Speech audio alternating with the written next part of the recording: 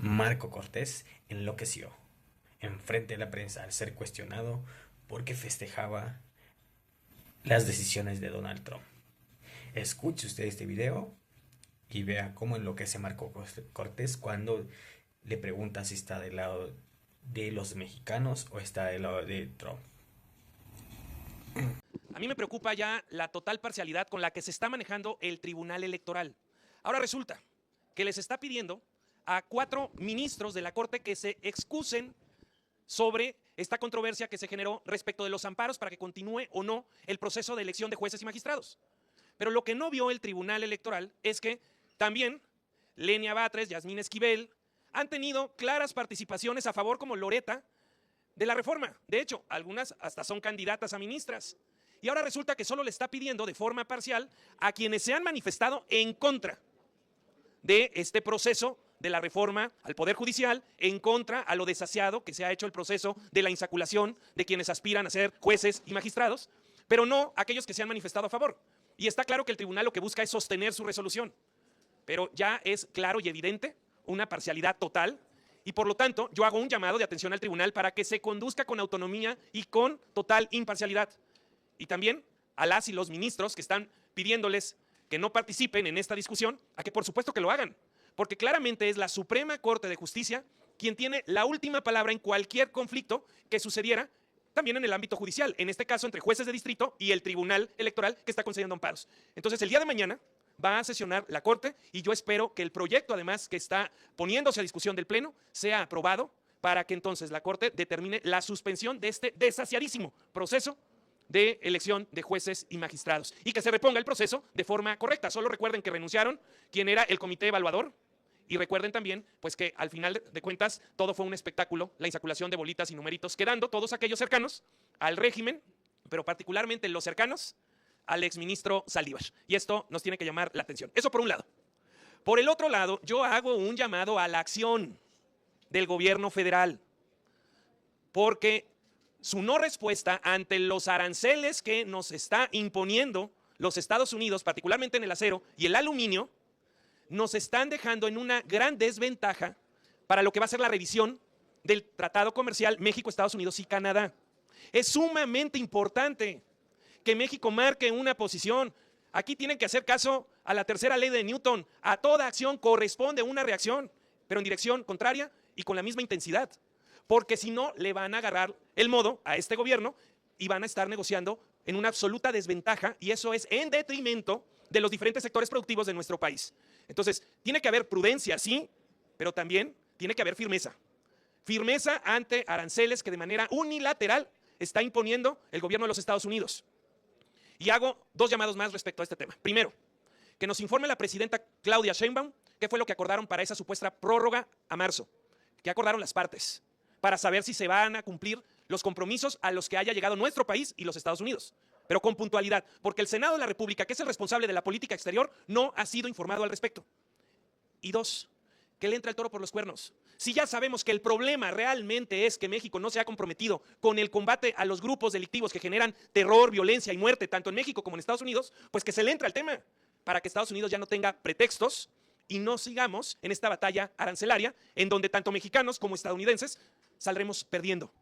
Y por ello entonces el llamado sí a la prudencia, pero a la firmeza para tener una acción inmediata ante esta acción unilateral de imponerle aranceles a nuestro país. Y que se nos informe qué fue lo que habían pactado, porque aparentemente se da una tregua, pero durante la tregua o durante el plazo se nos pusieron aranceles que seguramente no estaban pactados, a menos de que fueran parte del convenio que hizo Estados Unidos con nuestro país. Pero como no hemos sido informados, vaya que siendo el Senado responsable de la política exterior junto con la Presidencia de la República, ahí hay una falta clara y grave del gobierno de Claudia Sheinbaum y por eso les pedimos respuestas. Esos son los 2 temas que yo hoy quería abordar con ustedes. Si tuvieran alguna pregunta de ellos o de alguna otra cosa, pues estoy a sus órdenes.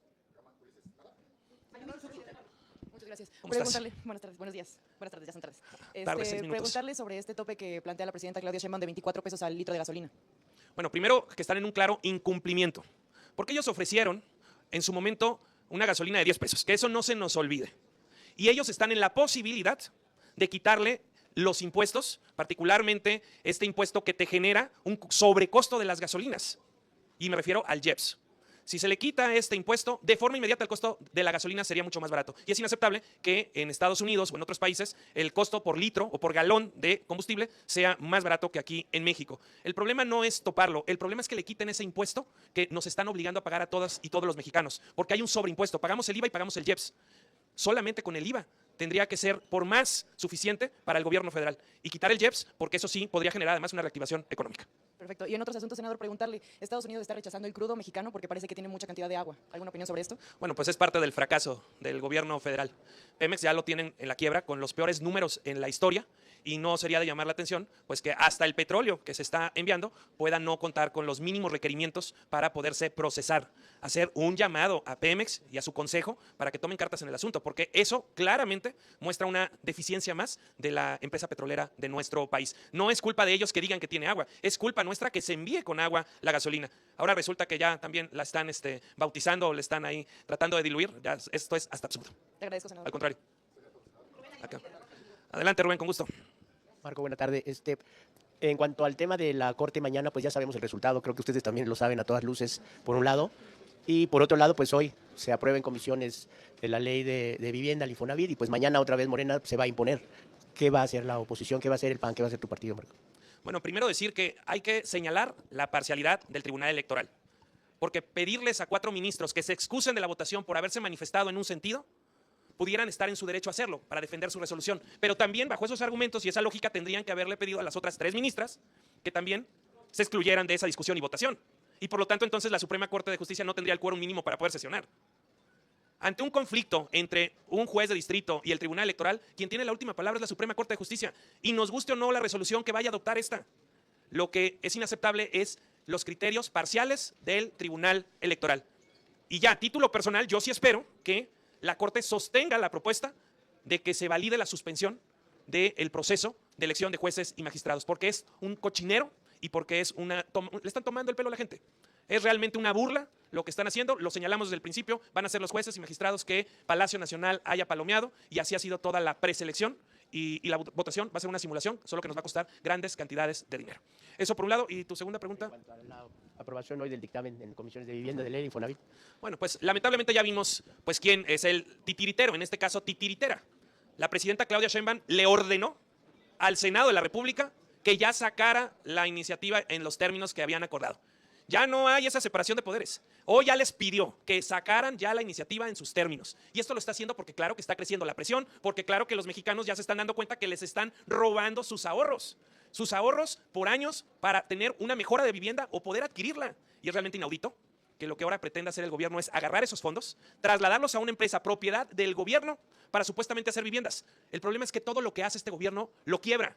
Ahí está el Tren Maya, ya se les descarriló. Ustedes vean el AIFA, nadie quiere ir a volar. Volteen a ver Pemex y lo ven en una quiebra. Mexicana de Aviación con pérdidas millonarias. La megafarmacia no reparte medicamentos. Y ahora el dinero, que es muy distinto a los otros fondos que se gastó el gobierno, el dinero que es de los trabajadores, que es un dinero en cuentas individualizadas, lo quiere usar el gobierno también. Lo va a despilfarrar y cuando un trabajador vaya y toque la puerta del Infonavit para comprar una casa o hacer una mejora, simplemente le van a decir que ese dinero ya no está.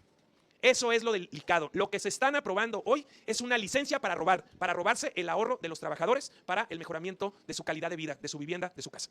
Muchas gracias, amigos. Bueno, yo nada más insistir Adelante, en esta cuestión de la reforma al Poder Judicial, que si bien ahorita tenemos problemas ya con lo que se viene con Donald Trump en Estados Unidos, la imposición de aranceles, pues no dar marcha atrás a esta reforma va a ser, como tú lo comentabas ahorita, va a ser muy difícil para todos los mexicanos. Entonces, sí insistir en que Morena sería el único responsable de la debacle económica, porque hay mucha inversión que no está viniendo ahorita y deberían de hacer un alto, un impasse, frenar esta reforma para evitar mayor colapso de la economía mexicana y hacerle más daño al bolsillo de los trabajadores. Sería necesario, indispensable parar esto, ¿no, Marco? Porque al final de cuentas Morena va a ser el único responsable de toda esta debacle que se está pues, ya presentando, ¿no? Y además, nuestro principal socio comercial ya lo anticipó, que parte de lo que van a poner a revisión del Tratado Comercial México, Estados Unidos y Canadá el próximo año va a ser que tengamos en México un poder judicial autónomo. ¿Cómo vamos a garantizar la autonomía del Poder Judicial cuando están poniendo a los palomeados por Palacio Nacional en todos los juzgados y las magistraturas? Realmente es muy preocupante y sería tanto en los Estados Unidos como en México. Y mientras nuestro país no le entre a ese tema, vamos a seguir en una posición muy vulnerable previo a la revisión del Tratado Comercial México-Estados Unidos, que además genera miles de empleos directos e indirectos. Y en la balanza comercial, como ustedes bien saben, México tiene ventaja. Exportamos más de lo que importamos. El tratado comercial, claro que le conviene a nuestro país, obviamente también a los Estados Unidos, pero por supuesto que nuestro país se ha visto beneficiado. Y lo que más tendríamos que estar haciendo es atender de fondo la problemática. Y una de ellas es la falta de combate al crimen organizado, la complicidad de varios funcionarios de los gobiernos de Morena con el crimen organizado, ya no dicho solo por nosotros, aunque lo hayamos dicho en la OEA y en la Comisión de Derechos Humanos, también dicho ya por el gobierno de Estados Unidos, la complicidad de sus gobiernos con el crimen organizado. Mientras no le entremos a esos temas, vamos a seguir en una batalla arancelaria sin fin, en donde los más afectados vamos a terminar siendo las y los mexicanos. Bueno, dígame, por supuesto. No, hombre.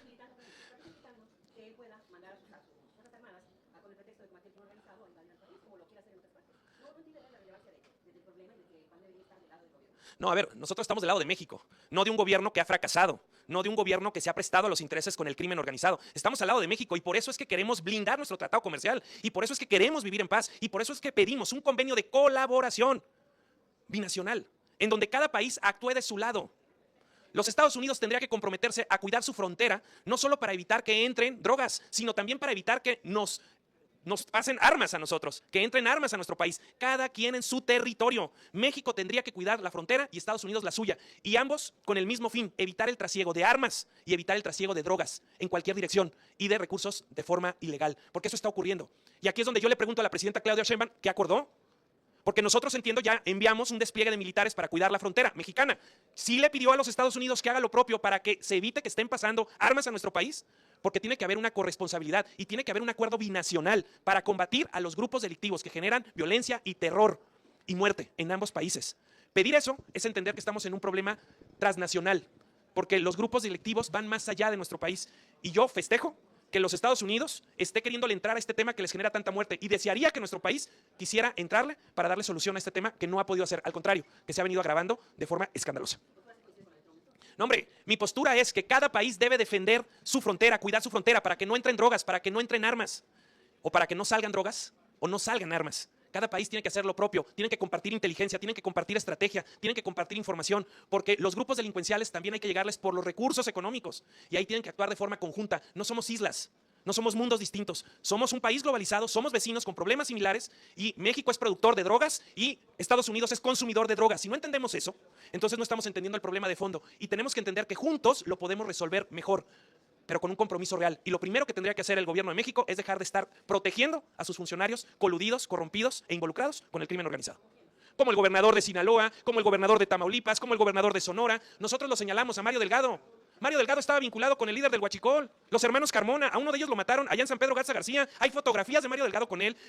Viajaban en sus vuelos, los alcaldes de Morena en los vehículos de la empresa de los Carmona. Los líderes del Huachicol, con eso financiaron las campañas del Pacífico. Lo denunciamos en su momento. Solo que ahora hay una diferencia. Ahora nuestro principal socio comercial ya le llamó a nuestro gobierno narcogobierno, cosa que nunca había ocurrido.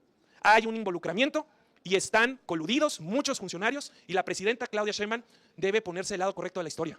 Que quienes estén involucrados paguen por ello y que no siga protegiendo ni siquiera a los suyos. Sigue protegiendo a Cienfuegos, ¿no? Y además mintiendo abierta y claramente, diciendo que había sido exonerado por Estados Unidos. Entonces, está mintiendo Sheinbaum. Sheinbaum nos tiene que hablar con la verdad, qué es lo que está pactando, qué es lo que está hablando, porque lo que está en juego son los empleos en nuestro país. Lo que está en juego es la inversión que se tiene en México como un país estratégicamente colocado para producir y exportar productos a los Estados Unidos. Adelante, Araceli, con gusto. Gracias, Marco. Ayer se reunió Adán Augusto con empresarios y líderes sindicales para ver la forma de modificar o de, pues sí, ver una modificación a la reforma al Infonavit. Se reunieron por un rato. Fue una reunión privada. Hoy en la mañana le preguntan a la presidenta sobre esta reunión y si iban a haber modificaciones. Y ella dijo que las modificaciones ya se hicieron en San Lázaro. Ahorita las comisiones ya aprobaron el dictamen y como al estilo del presidente López Obrador, sin cambiarle una coma. Fue una burla, un engaño para los empresarios y los líderes sindicales que ayer estuvieron aquí, Marco. Primero es una falta de respeto al Poder Legislativo, al Senado de la República, a los senadores del régimen moronista, incluido el Verde y el PT, porque ya se vio claramente quién manda. Aquí manda la presidenta Claudia Sheinbaum. Ella les dijo, ya sáquenlo así. Y es una burla también para el sector productivo del país, porque son los que generan empleo y los que hacen que haya impuestos para los programas sociales. Ellos vinieron con una intención de que si les abrieron la puerta tal vez iba a poder haber una negociación, pero no hubo nada. El régimen morenista hace como que te oye, pero no te escucha. Y el régimen morenista te da con una mano, pero te quita más con la otra. Y eso es lo que está haciendo con los trabajadores. Les está quitando su ahorro, su dinero para su vivienda o para el mejoramiento de su vivienda. Y al rato simplemente no van a tener ningún tipo de apoyo, porque el gobierno todo lo que toca lo quiebra, lo destruye, lo desaparece. Bueno, por su atención, muchísimas gracias.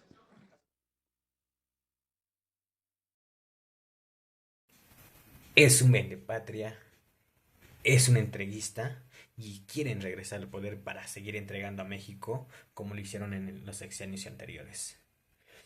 No se los va a permitir a los mexicanos que vuelvan a regresar al poder para que sigan entregando a México a Estados Unidos. Esto es lo que quieren hacer estos panistas, pero jamás van a regresar al poder porque ya se quitaron las máscaras de quiénes son. Hoy aplauden como focas al estar del lado de Estados Unidos.